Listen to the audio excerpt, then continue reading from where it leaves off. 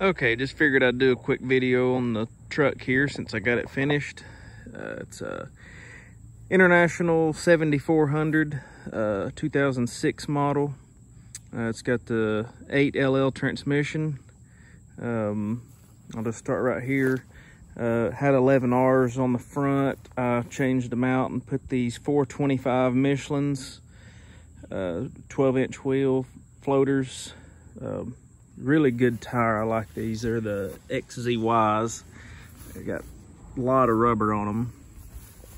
Really helps out, you know, turning off road or turning out somewhere and swinging out when your front tire drops off the pavement. You know, the 11 R's just dig in, where these kind of seem to stay on top more. It's got dual 50-gallon tanks. I used to run a auxiliary fuel tank on the truck, but somehow or another that always seemed like it was empty. So most jobs I go to, have the equipment full, and I'm not on anything more than usually 2 days, so I can always just use this little pump here. I got on Amazon. It's 1/2-inch hose, and just wired it straight into the battery, just to top off the machine if I need to finish something up. 4 batteries. It's got a 12,000-pound front axle and then 40 rears. It is air ride. The suspension's air ride, the cab's air ride, and it's got an air ride seat. And you'd think that would be great, but man, this thing will beat you to death, especially on like a concrete road. The bed is a 21-foot. It actually had a dovetail on it when I got it. That's mainly the reason I got it. I'm in North Georgia, and I went all the way to Wisconsin to get it, between Chicago and Milwaukee. And the dovetail was just really, really steep. And, you know, you can't ever tell in pictures. So once we got up there, I mean, it's a nice truck, no rust. But once I got up there, I knew the dovetail was going to be too steep, and I was going to have to redo it. But, yeah, redid it. And like I said, 21 feet. And then the dovetail is 7 feet. And then the ramps are 7 feet. So I've got basically a 14-foot approach. And I've got a dump valve on it. So when I dump it, you know, it'll lower it maybe 4 to 5 inches. So I've got it set to where when I load, I dump it, and the ramps, you know, are maybe that far off the ground. And sometimes if you're on a hill or something, I'll just leave it aired up so that the foot on the ramps there are touching the ground. But I don't know if my old truck that I had, the Freightliner, the dovetail we built on it was just too steep, and it had that diamond plate. And it was actually pretty dangerous. If it was, especially in the wintertime, if the tracks were the least bit muddy, or it started raining while I was on the job trying to finish up, it was pretty scary trying to load it. This truck had these pieces on the dovetail when I got it from here to here, and we just cut them off, and I put them on here, but it actually has them all the way up there to the front. I put a 12,000-pound Harbor Freight winch on there, just you know, if I wanted to haul a car or whatever, or to winch. I've winched a building. I've hauled outbuildings similar to that one, not that big, but I've hauled buildings on here. I installed this rub rail. Something else I didn't really like. The bed here, it's not like a plate. It's sheet metal, or it's a plate, but it's just rolled.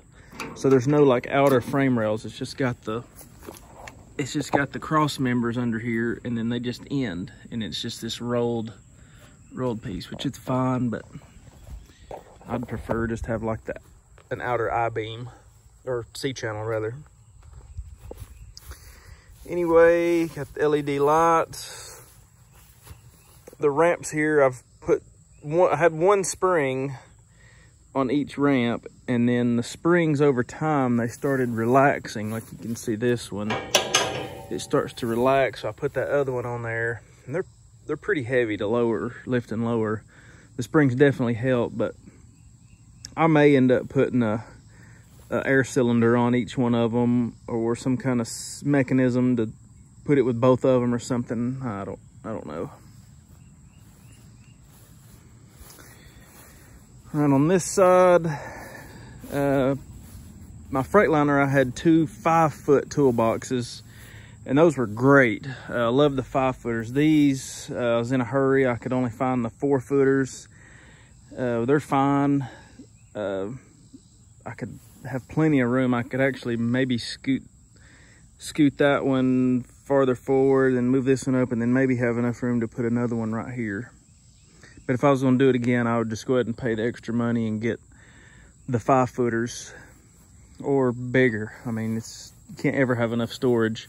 And I actually looked at a truck, had the mud flap was moved farther forward, and they had a toolbox right here in this area.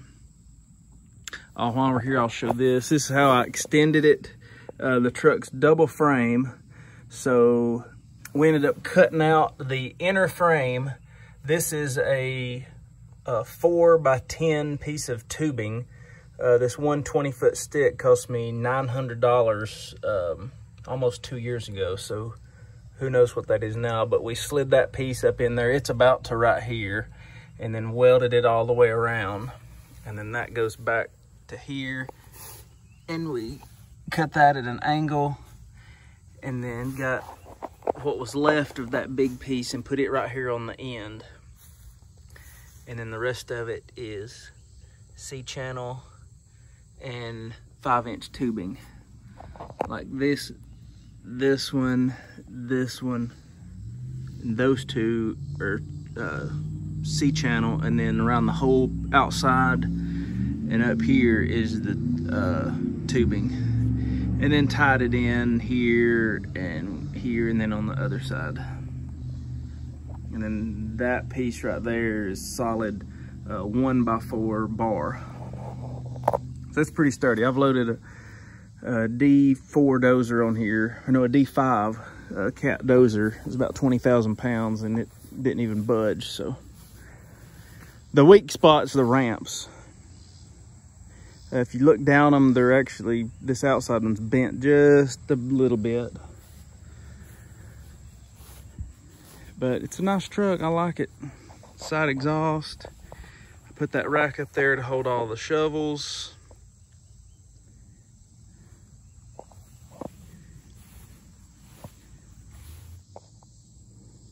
And one reason I wanted a tandem was to haul my excavator. It's a 20,000 pound, it's an 80, so it's like 19,000. And the Freightliner just wouldn't cut it on that. This truck has plenty of power, and then being tandem.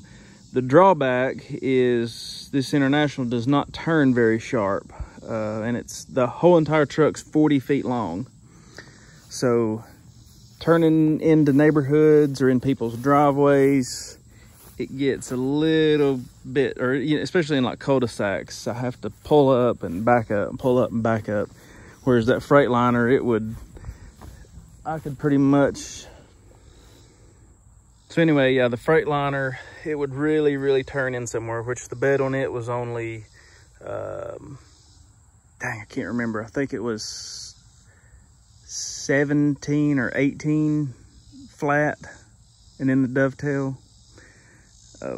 Which just makes a big difference, like hauling the skid, because I can put my bush hog, the grapple, the forks, the bucket, and the skid all the way back there over the axles, and still have room.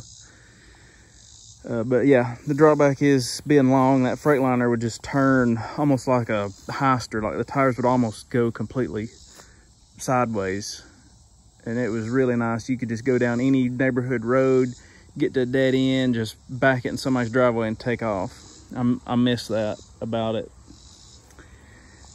And I also thought about building a rack back here, because sometimes I haul sod and you can only get, to the back here. I thought about building a rack from here to maybe that pocket right there.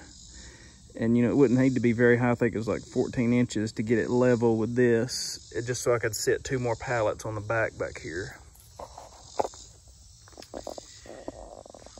If I had to do it again when this truck plays out on me, I'll either just get a basic flatbed truck like with the Moffett kit and just take the Moffett kit off and buy some heavy duty ramps. I found some heavy duty aluminum ramps, but I'm 36 years old now, so I don't know. Hopefully this truck will last me another 10 years, so I don't know if I'm going to want to be fooling around with ramps in the future. The other choice would be just get a rollback. They're a lot more expensive, but you know, you pay for things being easy, so a rollback would be pretty much the easiest thing. And I'd want a tandem, and a lot of them are smaller wheelbase than this. This one's a 274, I think, inch wheelbase. And a lot of them I've seen are like 240. So you know, maybe that rear axle might be like right here, or you know, an axle here and an axle there, and it would turn a lot better. But anyway, that's that. Thought I'd just give a little update on the truck since I haven't posted a video in a long time.